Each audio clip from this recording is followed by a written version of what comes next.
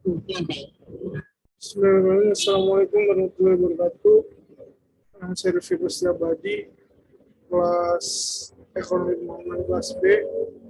Di sini saya mau mempresentasikan hasil resume pelajaran manajemen. Yang pertama ada perencanaan. Kebijaksanaan adalah kemampuan untuk melihat konsekuensi jangka panjang dari tindakan saat ini.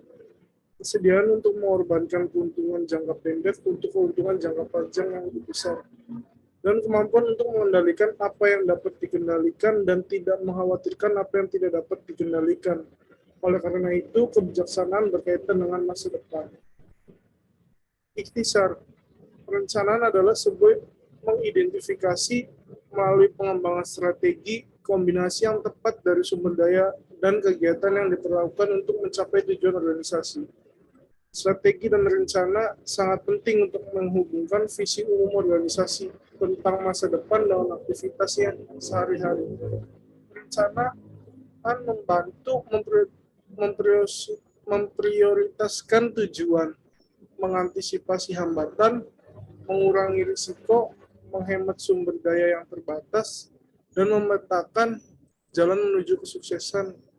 Perencanaan mempunyai 3 tingkatan. Yang pertama ada politik, mengenai kesepakatan tentang tujuan dan sumber daya secara keseluruhan. Yang kedua ada strategi, dalam pengembangan metode yang luas dan dalam menetapkan arah kegiatan yang mencapai tujuan. Yang ketiga ada operasional, dalam pelaksanaan sehari-hari di bidang rencana strategis. Perencanaan misi lapangan PBB merupakan sesuatu yang kompleks, tetapi sangat diperlukan perencanaan yang dilakukan PBB bertujuan untuk merancang operasi yang efisien dan efektif menuju realisasi visi politik yang luas yang terkandung dalam mandat Dewan Keamanan. Proses perencanaan biasanya multi-level, multi-aktor, siklus, dan sering tumpang tindih. Pada tingkat strategis, PBB telah mengembangkan perangkat persyaratan dan standar minimum tentang bagaimana menerjemahkan mandat Dewan Keamanan PBB ke dalam proses perencanaan yang memastikan koherensi di semua bagian sistem PBB yang beroperasi di negara yang sama. Proses perencanaan misi terpadu PBB, Mission Planning Process atau IMPP, pedoman untuk kantor pusat dan lapangan. Di tingkat lapangan, kerangka strategis terpadu atau Integrated Strategic Framework atau ISF dibentuk untuk merencanakan dan mengordinasikan pekerjaan misi dan tim negara PBB. Koordinasi dan komunikasi yang canggih di antara banyak aktor di awal perencanaan amatlah diperlukan, dari penilaian awal dan permulaan misi, melalui waktu yang diperlukan misi, dan selama konfigurasi ulang misi, penarikan atau pembatalan misi, dan likuidasi akhir misi. Bab ini memberikan ikhtisar tentang dasar-dasar teoritis dan alat-alat dasar untuk perencanaan strategis. Bahkan jika Anda tidak bertanggung jawab untuk perencanaan, bab ini akan memungkinkan Anda untuk lebih memahami mengapa dan bagaimana perencanaan PBB bekerja memberikan kontribusi informasi untuk proses perencanaan misi PBB. Merencanakan pekerjaan Anda sendiri dan berpikir kritis tentang memperbarui dan menyesuaikan rencana yang ada. Maka apa yang harus Anda dapatkan dari bab ini? Yang pertama adalah pentingnya perencanaan yang efektif untuk setiap organisasi. Yang kedua ada jenis strategis yang berbeda. Yang ketiga ada berbagai komponen dari mode proses perencanaan. Yang keempat ada bagaimana mengembangkan tujuan yang berguna. Yang kelima ada bagaimana melakukan analisis SWOT. Yang keenam ada bagaimana prinsip-prinsip ini berlaku untuk perencanaan misi PBB yang baru. Yang terakhir ada bagaimana ISF dapat dikoordinasikan dengan proses perencanaan lain yang sedang berlangsung. Dasar-dasar dan penerapan. Strategi adalah konseptualisasi, diungkapkan dan tersirat oleh pemimpin organisasi dari satu, tujuan jangka panjang dan tujuan organisasi.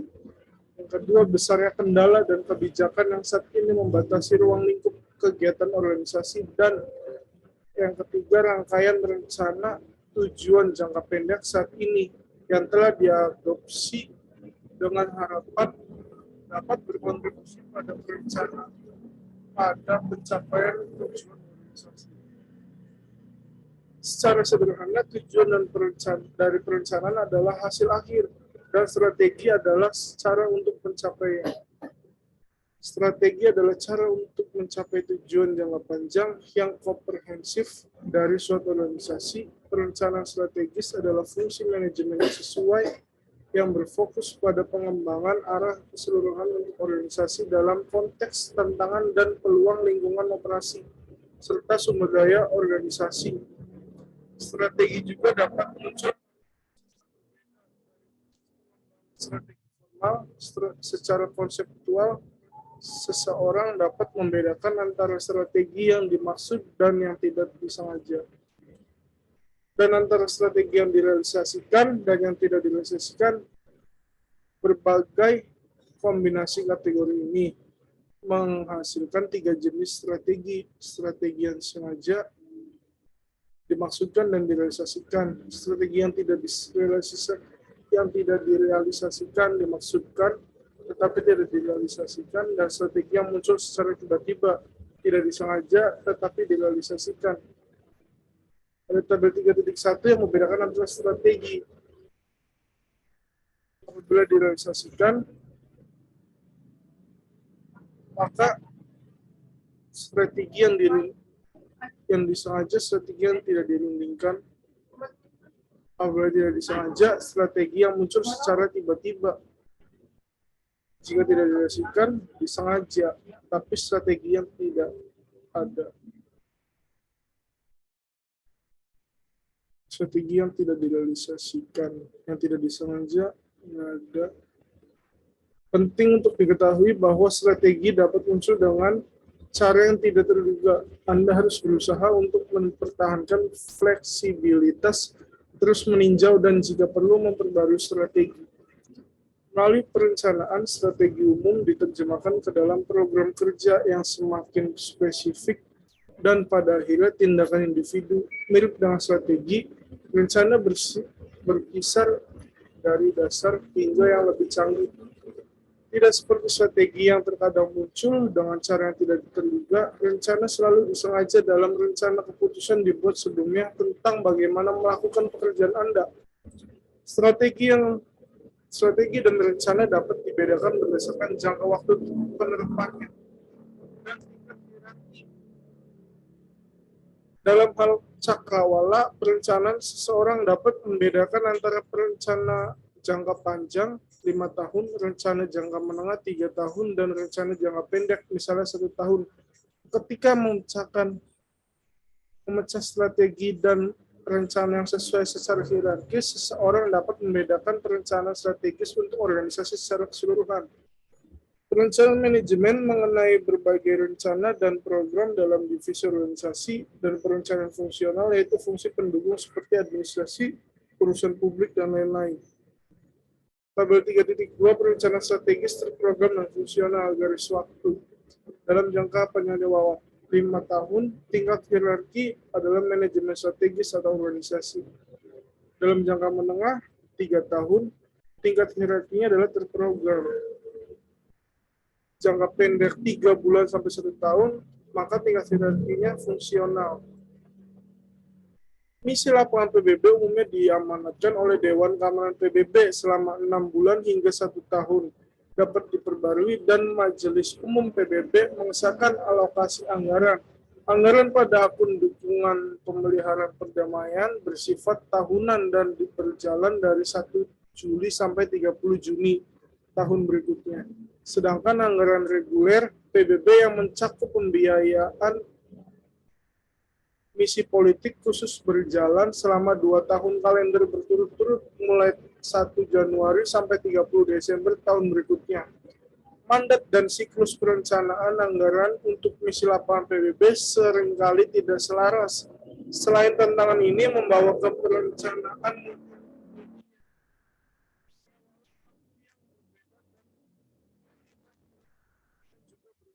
cakrawala waktu mencakup siklus hidup misi dan level hierarkis berkisar dari level politik hingga level operasional. Garis waktunya variabel kerangka waktu tergantung pada pemerintah atasan tingkat hierarki politik, yaitu revolusi Dewan Keamanan PBB, alokasi anggaran Majelis Umum PBB. Jangka menengah pengembangan rencana strategis. Tingkat hierarkinya strategis PBB, sekretariat, dan pimpinan misi senior. Ada jangka pendek implementasi rencana melalui operasi sehari-hari. Tingkat hierarkinya adalah operasional, unit, militer, politik, dan sipil. Proses perencanaan model. Berbagai pendekatan untuk manajemen dan perencanaan strategis digunakan oleh organisasi yang berbeda tergantung pada kebutuhan dan kapasitas dan sumber daya mereka. Tujuan di sini adalah untuk memperkenalkan proses perencanaan model dan kemudian menawarkan beberapa perspektif tentang keterbatasan dan manfaat dari pendekatan semacam itu juga. Dengan mempertimbangkan tantangan khusus yang dihadapi para manajer ketika merencanakan misi lapangan PBB. Pengembangan strategi dan proses perencanaan biasanya mengikuti urutan langkah-langkah, sementara istilah yang digunakan untuk membedakan fase yang berbeda seringkali berbeda. Perhatikan istilah berbeda yang digunakan dalam misi lapangan PBB. Proses perencanaan biasanya harus menggunakan campuran fase yang sama. Kami membedakan antara 5 fase utama: fase rencana untuk perencanaan, fase penetapan tujuan, fase diagnostik, fase desain, dan fase implementasi. 5 fase proses perencanaan ini mencakup 3 pertanyaan dasar untuk sebuah organisasi, di mana kita sekarang, kemana kita harus pergi, bagaimana kita bisa sampai di sana. Ada leadership, gambarannya kita mengenal seorang pemimpin ketika kita melihatnya. Bahkan jika kita berjuang untuk mendefinisikan pemimpin yang baik, kita mengenali ketika kita melihat seorang pemimpin beraksi. Namun kepemimpinan sering digacaukan dengan manajemen. Keduanya membutuhkan kemampuan untuk membuat orang melakukan sesuatu sehingga organisasi dapat mencapai tujuannya. Tetapi sementara manajemen mengawasi di sini. Dan sekarang kepemimpinan diharapkan membawa visi untuk masa depan dan pemimpin di saat krisis. Menjadi seorang pemimpin memerlukan tindakan strategis dan konsisten dalam mendukung visi yang lebih luas untuk organisasi. Pemimpin melihat kemungkinan di mana orang lain melihat masalah. Tentu saja, kepemimpinan adalah kualitas yang lebih alami untuk beberapa daripada yang lain, tapi tidak ada yang pernah menjadi pemimpin yang sempurna pada hari pertama. Keterampilan kepemimpinan dikembangkan melalui pengalaman dan pelatihan bertahun-tahun dan harus ditambahkan ke palet alat yang pada akhirnya menjadi manajer yang baik. Ada juga banyak tipe pemimpin yang berbagai dengan sebuah hierarki. Pelajaran kepemimpinan dalam bagian ini oleh karena itu tidak terbatas pada kepala misi atau wakil khusus sekretariat jenderal, tetapi relevan dengan staf di setiap tingkat misi. Prinsip dan praktek. Di Perserikatan Bangsa-Bangsa atau PBB, seperti dalam banyak organisasi, Anda mungkin akan diminta untuk menjadi pria tua dan pemimpin pada saat yang bersamaan. Manajer yang bijaksanalah yang tahu bagaimana dan kapan harus memimpin, dan memimpin luar biasa juga tahu bagaimana mengelola.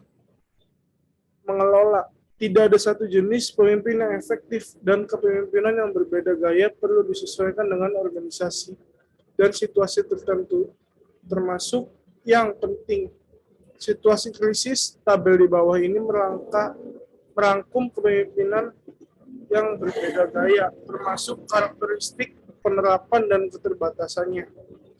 Ciri-ciri kepribadian yang sering dikaitkan dengan kepemimpinan umumnya terkait dengan kemampuan seseorang untuk mempengaruhi, memotivasi, dan menginspirasi yang lain. Menyusun visi dan motivasi orang lain juga membutuhkan menggunakan keterampilan tertentu sekalipun, dan sementara Anda mungkin menemukan apa yang disebut pemimpin alami. Banyak dari keterampilan ini dapat dipelajari dan dikembangkan. Elemen-elemen berikut membentuk profil seorang pemimpin yang efektif. Bersama-sama mereka menawarkan visi kepemimpinan yang harus dikerjakan oleh seorang manajer menuju lepas dari posisinya dalam organisasi. Kepemimpinan datang dalam berbagai bentuk dan harus datang dari semua tingkatan dan organisasi untuk organisasi itu untuk mencapai hal-hal besar. Visioner. Pemimpin yang efektif mampu menyusun visi untuk bergerak melampaui status quo. Visi yang jelas, fokus, dan mudah dipahami, bahkan jika proses yang diperlukan implementasinya panjang dan rumit. Sebagian besar visi dalam birokrasi besar sederhana, tapi membutuhkan keterampilan kepemimpinan yang signifikan untuk dihidupkan karena birokrasi cenderung mendukung status quo. Mengartikulasikan visi membantu menentukan hasil yang diinginkan akan terlihat seperti visi ideal.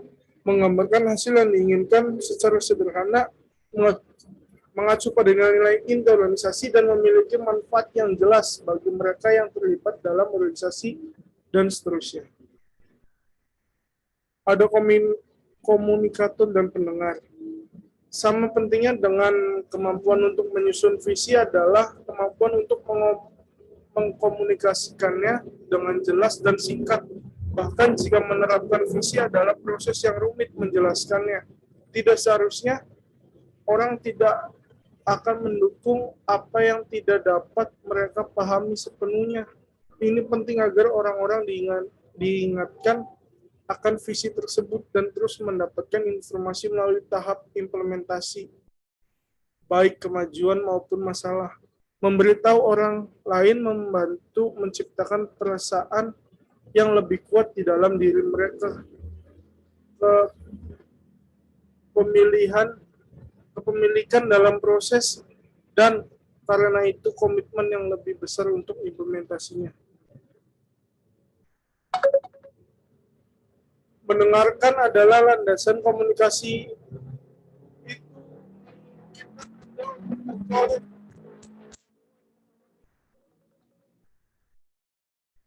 Memahami tantangan dan membaca orang niat. Pemimpin yang baik terletak pada keterbukaan mereka, ide-ide luar, dan kemampuan mereka untuk mengintegrasikan pengalaman dan pengetahuan orang lain ke dalam visi mereka. Ada motivator, di mana kepemimpinan tidak ada dan moral buruk, staf tersebut siapa yang bisa pergi. Staf yang memotivasi dan menginspirasi adalah bagian dari apa yang membentuk seorang pemimpin dan seorang manajer terpisah. Pemimpin adalah enabler kinerja. Staf birokrasi besar yang selalu datang dengan seperangkat aturan yang kaku, kebijakan, prosedur, dan struktur cenderung menghambat kreativitas, fleksibilitas, dan inisiatif individu. Sedemikian lingkungan kerja seringkali akan membutuhkan upaya serius dari kepemimpinan untuk memotivasi, menginspirasi, dan mengembangkan kepercayaan di antara staf. Para pemimpin memahami bagaimana mengembangkan esprit de corps, melepaskan kekuatan kerja tim, dan mengeluarkan yang terbaik dalam kelompok.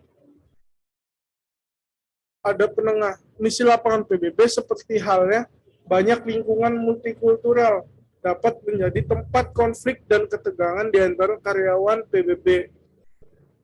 Telah mengembangkan sejumlah resolusi konflik internal mekanisme, misalnya Ombudsman PBB dan layanan mediasi manajer seringkali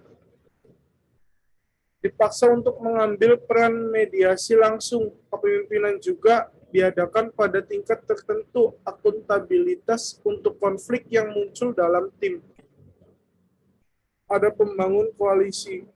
Manajer karena itu benar mendedikasikan banyak upaya untuk merakit dan memelihara suatu fungsi tim kepemimpinan yang menyatukan keterampilan yang saling melengkapi dan atribut.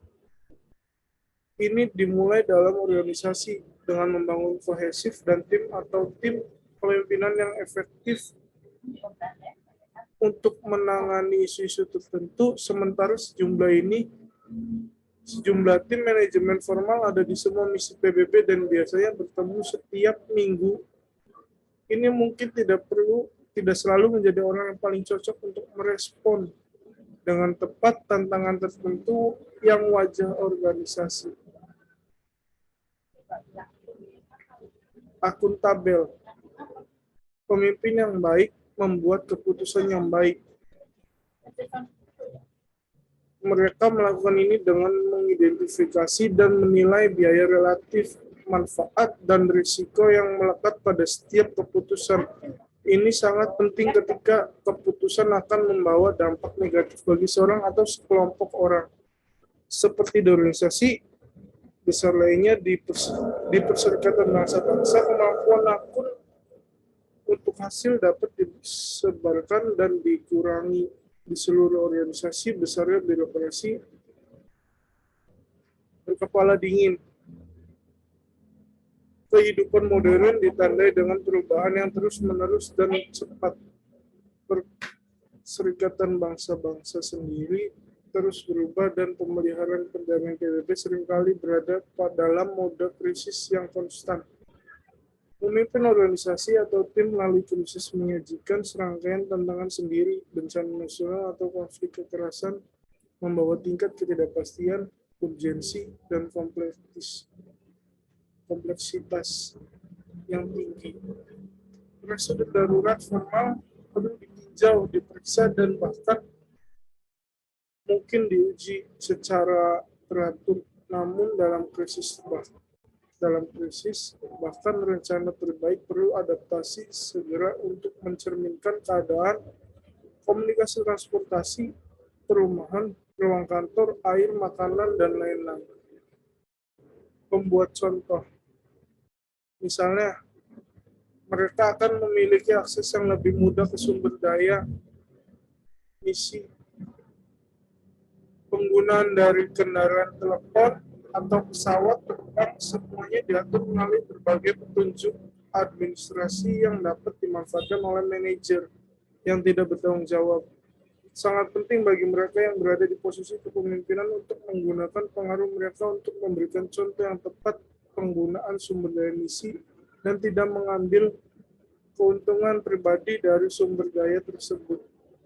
Sebagai pemimpin, Anda harus dapat menilai secara tidak memihak ketika makanan digunakan sebagai bentuk rujukan dan sebaliknya ketika hadiah kecil adalah gerakan yang benar-benar polos yang merupakan bagian dari budaya lokal.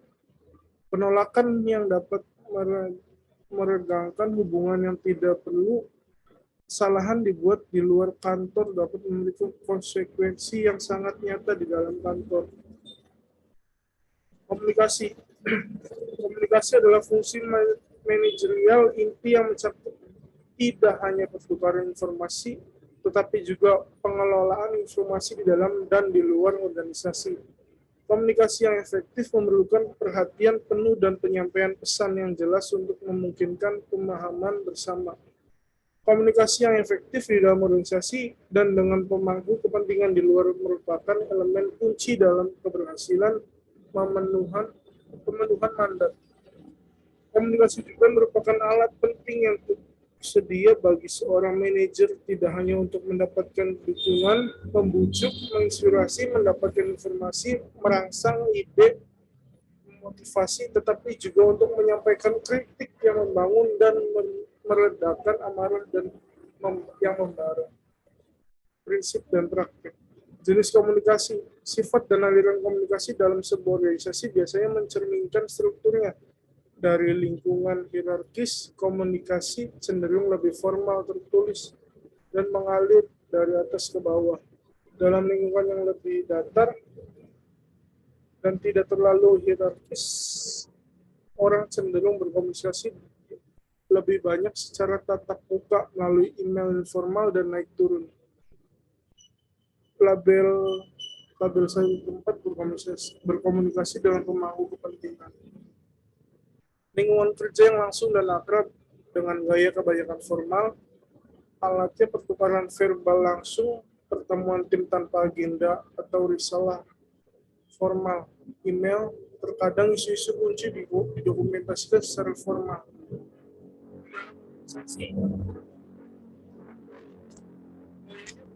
Hierarki dan jarak fungsional bervariasi dari formal ke informal. Alatnya panggilan telepon, pertemuan satu persatu yang dijadwalkan, salah yang diedarkan, emailnya, nota, kesepahaman, bulat, aturan dan peraturan internal, kontak profesional di luar organisasi, gaya terutama formal, alat email, pertukaran satu persatu dan kelompok yang dijadwalkan dengan risalah formal atau memoir ajudan biarkan berkontak. Masyarakat umum, pelanggan, klien, penerima manfaat. Gayanya mulai dari jurnalistik dan populer hingga formal dan akademis tergantung pada persona. Organisasi alatnya menyiarkan email melalui server daftar publikasi situs web, media sosial, rilis media acara publik. Membangun kepercayaan. Kepercayaan adalah blok bangunan komunikasi yang efektif. Seorang manajer dapat membangun dan membangun kepercayaan dengan timnya dengan memberikan mereka informasi dan mendorong mereka untuk berbagi dan mendiskusikan informasi secara terbuka. Untuk membangun kepercayaan, kontak tatap muka seringkali penting karena membangun hubungan pribadi antar orang. Jika tidak memungkinkan, kontak suara melalui panggilan telepon menyediakan jenis kontak lain yang lebih personal daripada katakanlah email.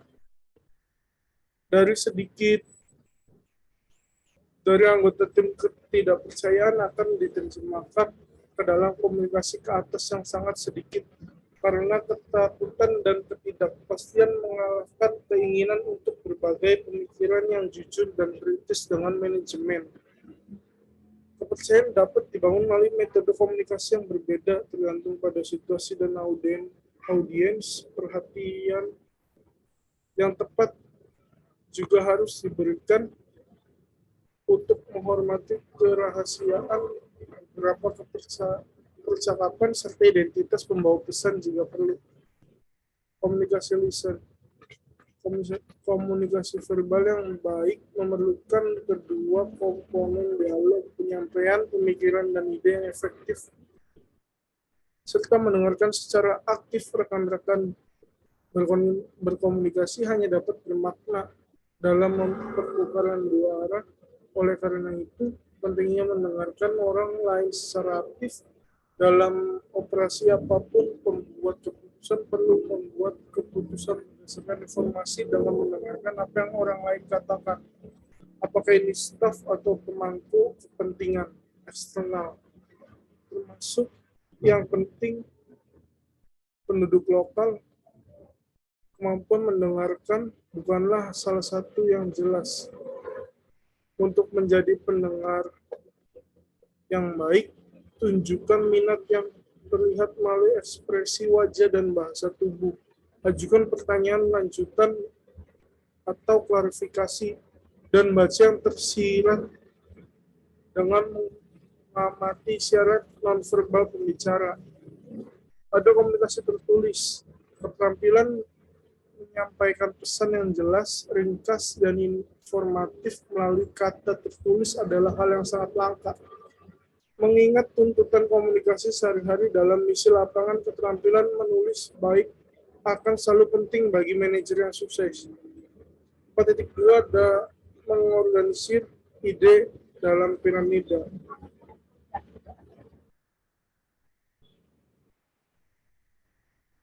Ada komunikasi eksternal.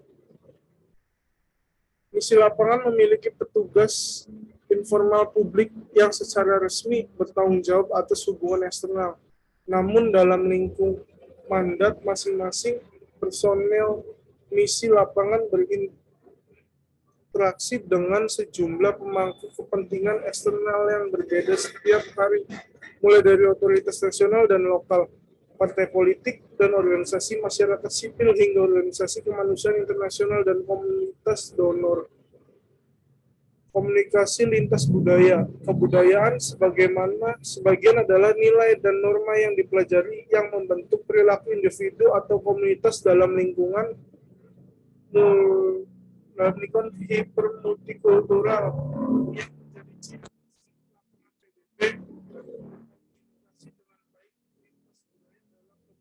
yang konstan. Untuk mengelola dan mendapatkan hasil maksimal dari tim, penting untuk memahami perbedaan budaya dasar dan bagaimana menerapkan wawasan secara praktis. Budaya mempengaruhi bagaimana seorang berpikir keras, berpikir, merasa, bertindak, dan berkomunikasi. Dalam praktiknya, perbedaan budaya dapat menyebabkan kesalahpahaman dan mendistorsi komunikasi dengan rekan kerja serta dengan banyak pemangku kepentingan dan operasi perdamaian. Budaya individualis versus kolektivisme.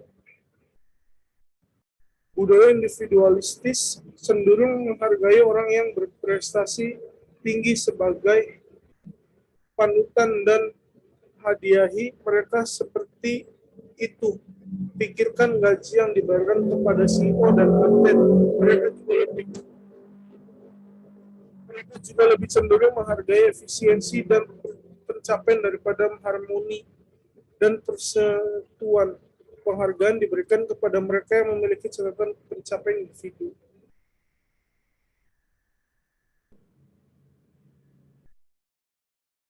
Komunikasi cenderung mengalir dari atas ke bawah. Budaya kolektivis berada di ujung lain kontinum. Mereka cenderung menghargai hubungan kesatuan kelompok, harmoni, dan kehormatan. Budaya seperti itu menegakkan aturan keluarga dan klien daripada berfokus pada hak individu, karena kesejahteraan kelompok adalah prioritas utama. Dalam politik, pekerjaan dan kontrak diberikan kepada partai yang setia. Jadi dalam budaya kolektivis, pembicaraan bisnis dilakukan setelah hubungan sosial terjalin. Penghargaan sering diberikan kepada sanak saudara bahwa jasa yang harus selalu melampaui patronase adalah penilaian-nilai, bukan kebenaran. Komunikasi berbasis kelompok. Budaya sekuler versus religius. Budaya agama mempertahankan bahwa kekuatan yang lebih tinggi telah menggunakan aturan dan nilai yang jelas dan tidak dapat diganggu gugat untuk dijalani, sering ditulis dalam teks suci seperti Al-Quran, Alkitab, Taurat, Veda, atau kitab suci lainnya. Demikian pula orang-orang yang dari latar belakang budaya agama mungkin membawa nilai dan keyakinan agama masing-masing untuk menanggung tugas dan hubungan profesional mereka. Budaya militer versus sipil. Sulit untuk memahami atau berhubungan dengan mereka yang berseragam. Memang kerjasama militer sipil dilakukan. Stasi yang berkelanjutan bagi kedua belah pihak. Kerjasama semacam itu juga dapat merupakan keharusan untuk melaksanakan tugas perdamaian yang paling penting, seperti pelindungan sipil. Budaya militer yang mendarah daging ini merupakan mempengaruhi cara tentara penjaga perdamaian berkomunikasi, berkoordinasi, dan membuat keputusan baik di dalam barisan mereka maupun dengan rekan sipil. Jelas ini bisa melibatkan warga sipil yang mengutamakan kebebasan berpikir, pengambilan keputusan berdasarkan kesepakatan, dan egalitarianisme.